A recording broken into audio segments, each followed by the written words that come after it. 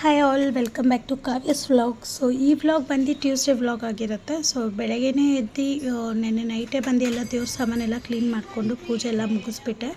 So ಮಗನಿಗೆ box ಬೇಕಿತ್ತು ಅಂತ ಪೂರಿ ಮಾಡೋಣ ಅಂತ ಹೇಳ್ಬಿಟ್ಟು ಸಾಗು ರೆಡಿ ಮಾಡಿ ಪೂರಿಗೆ ರೆಡಿ ಮಾಡ್ಕೊಳ್ತಿದ್ದೆ. ಸೊ ಅವ್ನಿಗೆ ಸಣ್ಣ ಸಣ್ಣ ಪೂರಿ ಥರ ಅಂದರೆ ಅವ್ನಿಗೆ ತುಂಬ ಇಷ್ಟ.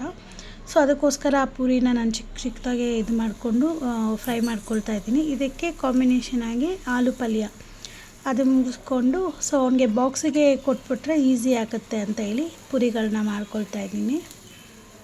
ಆ್ಯಂಡ್ ಸೊ ಮಂಗಳವಾರ ಆಗಿರೋದ್ರಿಂದ ಸ್ವಲ್ಪ ಬೇಗನೆ ಎದ್ದು ಎಲ್ಲ ಕೆಲಸ ಮಾಡಿ ಅವನಿಗೆ ಬಾಕ್ಸ್ ಎಲ್ಲ ಕೊಡಬೇಕಾಗತ್ತೆ. ಸೊ ಮಂಗಳವಾರ ಆದರೆ ಪೂಜೆ ಇರುತ್ತಲ್ವ, ಮನೇಲಿ ಪೂಜೆ ಮುಗಿಸ್ಕೊಂಡು ಸೊ ಬೇಗ ಬೇಗ ಅಡುಗೆನ ನಾಷ್ಟ ಮಾಡಿಕೊಂಡ್ರೆ ನೆಕ್ಸ್ಟ್ ನನಗೂ ಫ್ರೀ ಆಗುತ್ತೆ. ಸೊ ಪೂರಿ ಎಲ್ಲ ರೆಡಿಯಾಗಿದೆ, ಅವ್ನ ಬಾಕ್ಸಿಗೂ ಕೂಡ ರೆಡಿ ಮಾಡ್ಕೊಳ್ತಾ ಇದ್ದೀನಿ. ಸೊ ಮಧ್ಯಾಹ್ನ ಅವ್ನಿಗೆ 12:40ಗೆ ಲಂಚ್ ಟೈಮ್ ಇರುತ್ತೆ. ಅಷ್ಟರೊಳಗಡೆ ಬಿಸಿ ಬಿಸಿ ಮಾಡಿಕೊಟ್ರೆ ಅವ್ನಿಗೂ ಈ ಮಳೆಗೆ ಚೆನ್ನಾಗಿರುತ್ತೆ ಅಲ್ವಾ. ಸೊ ಅದಕ್ಕೋಸ್ಕರ ಬಿಸಿನೇ ನಾನು ಅವ್ನ ಟೈಮ್ಗೆ ಊಟ ಟೈಮ್ಗೆ ಎತ್ಕೊಂಡೋಗಿ ಕೊಟ್ಬಿಡ್ತೀನಿ ಸ್ಕೂಲ್ ಹತ್ರ ಹೋಗಿ. ಸೊ ಮನೆ ಹತ್ರನೇ ಇರೋದ್ರಿಂದ ನನಗೆ ತೊಂದರೆ ಇಲ್ಲ. ಸೊ ಸಾಯಂಕಾಲ ಅವ್ನು ಸ್ಕೂಲಿಂದ ಬಂದಮೇಲೆ ಬಿಸಿ ಕಾಫಿ ತೊಗೊಂಡು ಅವನಿಗೂ ಬೂಸ್ಟ್ ಕೊಟ್ಬಿಟ್ಟು ವೆದರ್ ಚೆನ್ನಾಗಿದೆ ಅಂತ ನೋಡಿದ್ರೆ ಜೋರಾಗಿ ಮಳೆನೇ ಬಂದುಬಿಡ್ತು. ಸೊ ದಿಸ್ ಇಸ್ ಇವತ್ತಿನ ದಿನ ಇದೆ.